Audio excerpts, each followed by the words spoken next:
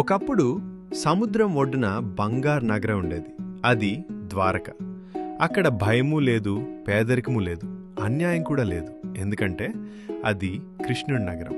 కానీ అందమైన కథలకు కూడా ఒక ముగింపు ఉంటుంది. కురుక్షేత్ర యుద్ధం తర్వాత గాంధారి శ్రీకృష్ణుడి ముందుకొచ్చింది. తన 100 మంది కుమారులను కోల్పోయిన తల్లి.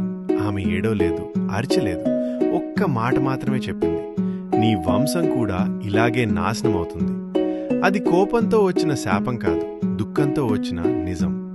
కృష్ణుడు ఆ మాట విన్నాడు, ఏమీ మార్చలేదు. ఎందుకంటే ద్వారక శాశ్వతం కాదని ఆయనకు ముందే తెలుసు. యాదవులు కాలక్రమంలో అహంకారంలో మునిగిపోయారు. తమ బలమమే తమ రక్షణ అనుకున్నారు. కృష్ణుడు ఆపలేదు, హెచ్చరించలేదు. కాలం తన పనిచేసింది. యాదవులు తమలో తామే నాశనమయ్యారు. ఆ తర్వాత ఒక రాత్రి సముద్రం ముందుకొచ్చింది. అలలు కాదు, కాలమే నడిచొచ్చింది. ఉదయం అయ్యేసరికి ద్వారక కనిపించలేదు. నగరం మునిగిపోయింది. కానీ కథ మిగిలింది. కృష్ణుడు వెళ్ళిపోయాడు, ద్వారక కూడా.